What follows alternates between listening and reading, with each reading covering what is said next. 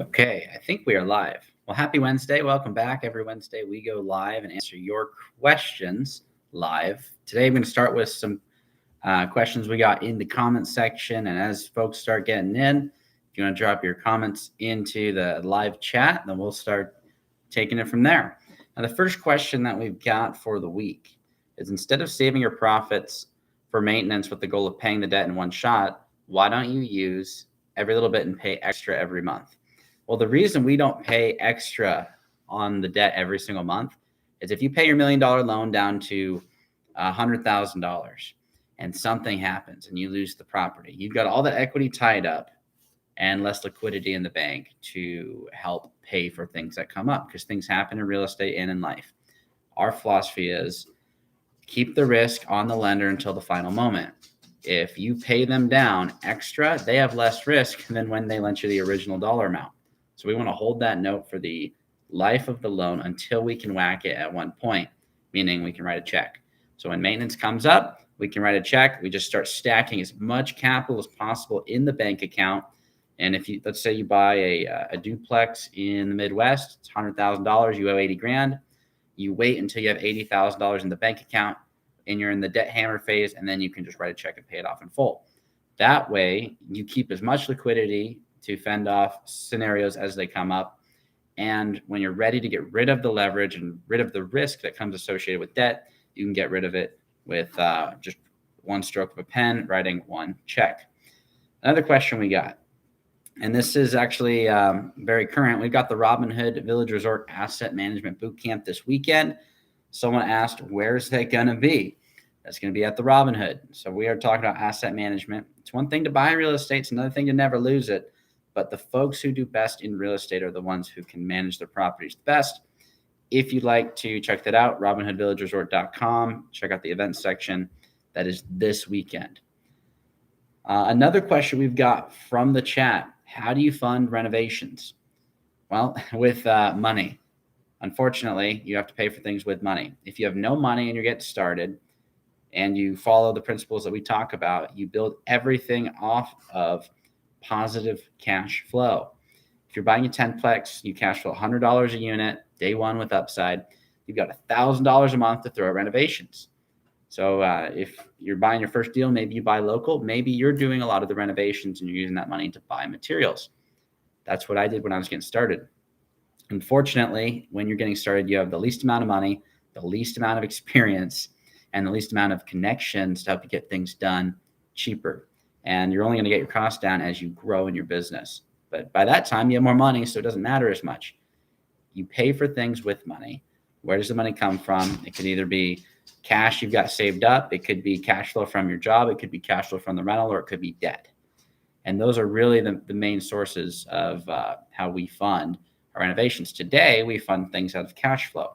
Money comes in from all of our businesses, all the real estate on a monthly basis. We throw that at the problems, get the problems fixed, and our goal is to have those problems not come up again for 5 to 10 years plus. Now, from the comment section, JF Lobo says, hello, I have a question. By the way, I love your content. Awesome. Glad you're here, and make sure to put that in the chat. Now, from Tamir, hey, Cody, what are you doing in case property owners don't have K1s? Well, if they have it in an LLC in partnership, they're going to have that. They're going to have that K1 document. I'm assuming you're referring to the tax document. If you own that and you're owning it with partnerships, you got to get the K1 to just file your taxes in general. So they should absolutely have that. Not every owner reports all their books and all their income properly, and so they try and avoid the IRS and taxes. And in that case, you're taking more of a calculated gamble, saying, well, I don't know for a fact that I can verify that it's got this amount of income or expenses. So then you just go off of, okay, what's the trailing few months? Can they provide bank statements if they can't give you actual tax returns? From Emmanuel, hey, I was wondering if you have any recommendations on banks to manage your real estate finances. We're in Washington. We work with Umpqua. And I'm looking at some other banks because we own in some different states now. Christian owns in Texas. I also own in Indiana and should own some stuff here in Tennessee in not too long. But we bank with Umpqua in Washington State. And just note that it is not their job to manage your finances. It's yours, but they do hold our money. Tamir says, missed us. Well, I appreciate that, Tamir. All right. From Buildy Bunch, could you go over a few fictitious deals, maybe a random property on LoopNet? Yeah, we could absolutely do that. That said, I won't be able to share my screen the way that this is set up for this live. We could do that next week. But if you want a real example, I bought a property over in Moses Lake, and I'll give you some numbers on it. It was 12 units back in June of 2020. Bought it for $680,000. They originally wanted $600,000. They then said, "Hey, I actually want more for it, $680,000." Now, if that sounds like a great deal for Washington State, it was a good deal, but it was really rough. There's a lot of things that I had to overcome. The day one rent roll was about $7,300 a month. The seller payment was $3,300, basically $3,300 a month. I had utility bills, taxes, insurance, which were another couple $1,000 a month. And so I was paying about $5,500. I had a hard money payment of $1,250 a month. And then I still had cash flow above and beyond that with upside. Bought that deal. It was a 10-year fixed rate seller finance note. And my goal with the property was put roofs on it. So what I had to do is get stable books to where I could refinance the property, put a pitch roof on it. And I still own that 12-plex to this day. It's worth about $1,350,000, $1,400,000. I have an appraisal for $1,400,000, but rates are up, so that doesn't help. But there are deals like that all over the United States. The name of the game on those types of deals is make sure that if you want to buy it, you have long-term fixed rate debt with cash flow and margin. And that deal, while I was a little bit overpaying for what it was, I had cash flow and I had a 10-year note, which means I wasn't going to have to worry about it in 1, 2, 3 years. If I could refinance it, which I did, then I would. But if I got in a pinch, something happened, economy went down, which did a little bit with the rates going way up, then I wouldn't have to refinance. So it alleviated the pressure. If you're doing a random deal, whether it's on LoopNet or not, because one of the best deals we ever did was on LoopNet for a very long time. If you're doing those types of deals, just make sure you have that positive cash flow and margin. And the metric you're going to want to look at is your debt coverage ratio. And what that basically means in simple terms is you've got NOI, which is the cash flow you have before debt. It's after all your operating expenses, but it's before your mortgage. And you want to see how much excess is that number above your mortgage cost. So if you've got a net operating income of $10,000 a month and you've got a mortgage of $5,000 a month, you have a 2x debt coverage ratio. You want to make sure you have at least 1.5. So for every $10,000 in mortgage, you've got $15K in NOI. All right. So from Buildy Bunch, sounds like that deal was a break-even deal, but you gained equity, correct? No, it actually did cash flow a bit. And when I used all those numbers, I was also including management costs, but I did self-manage for the first year. So I basically bought myself a job for like $1,000 a month and change.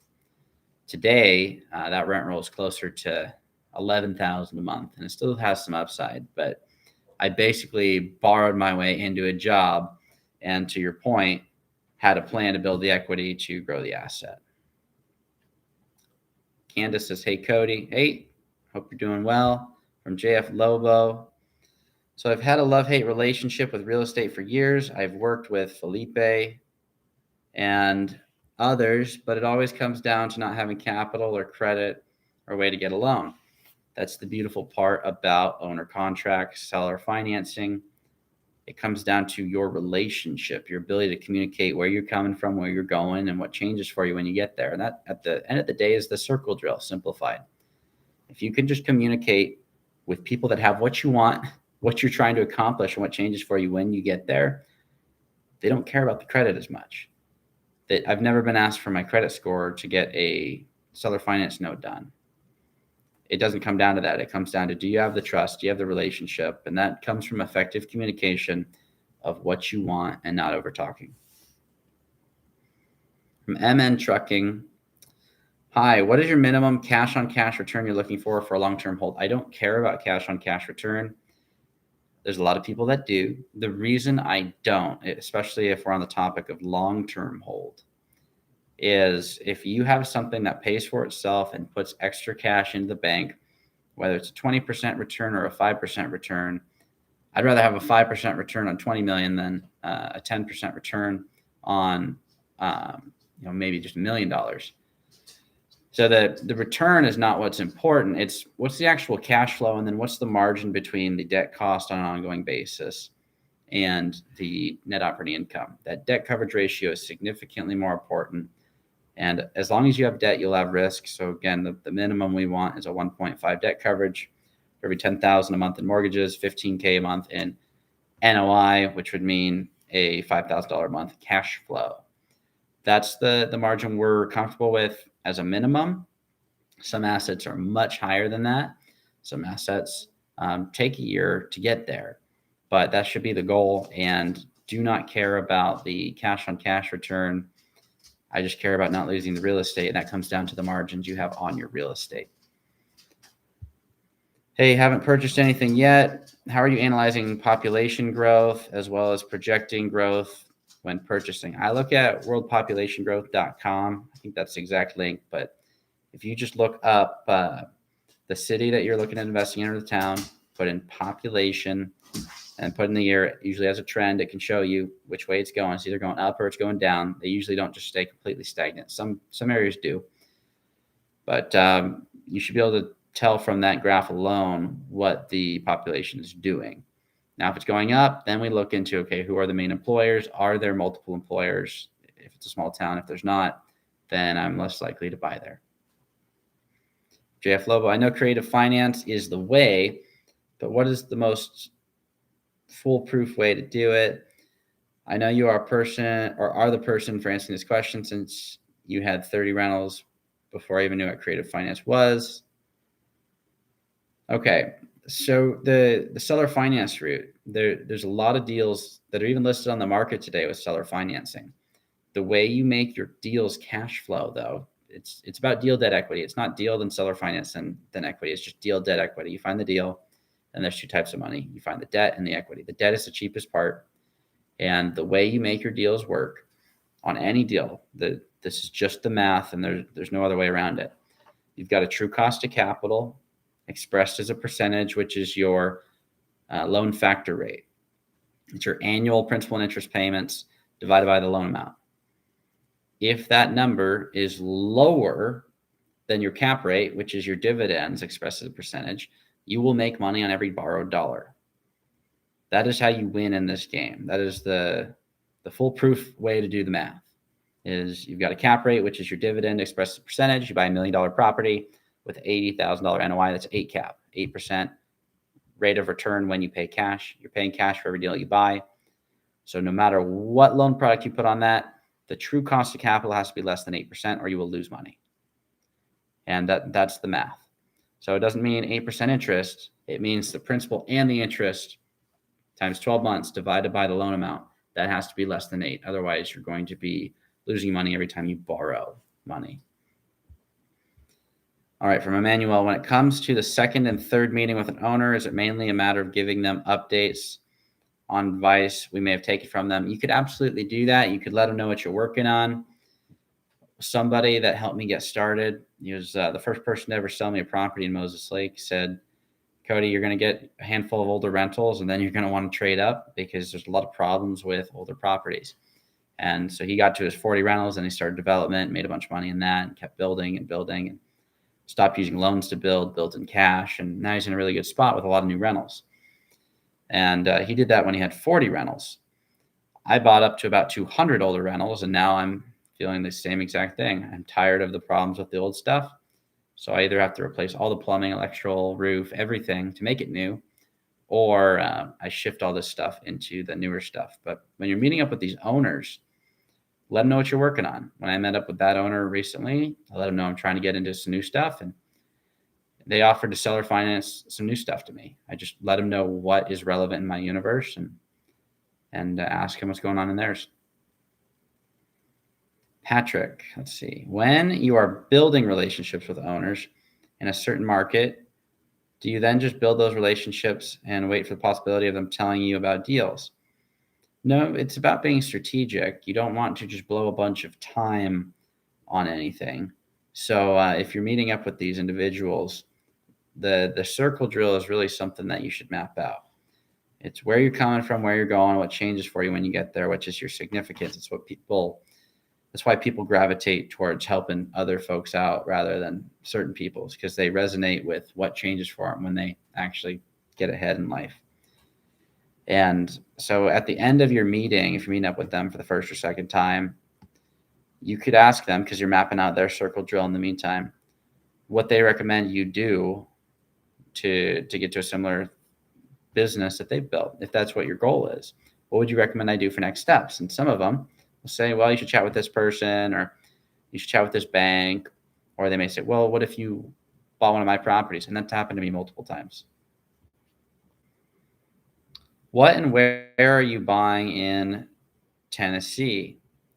Well, I might be buying just north of Nashville, a place called Clarksville, because that's where I'm living right now for the next little bit, but actively looking at properties here.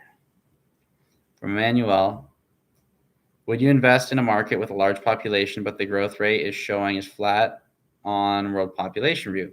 I would. I actually bought in a place in Indiana that's got a very large population, but it's going down slightly. A couple hundred people a year, but it's just insignificant to the amount of people that are in the area. So that is more of a midterm hold project until I can shift into something else, but it made a lot of sense, just the deal itself. Do you know of anyone in the mentorship that is from Mississippi? Not off the top of my head. However, I know that there's people buying in Mississippi. I don't know if anybody is from Mississippi.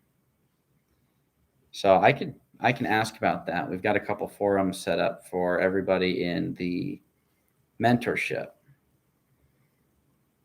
All right, let's see if we have any other questions. Also, if anybody else has questions, make sure to put them in the live chat, because we will go to your question stop.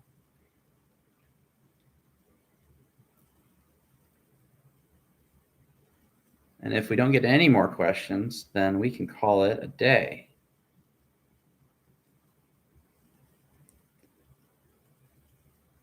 Okay, well, with that said, I hope everybody has a phenomenal rest of their week.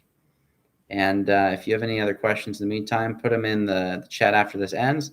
If you wouldn't mind hitting the like button, that would be phenomenal. All right, I will see everybody next week.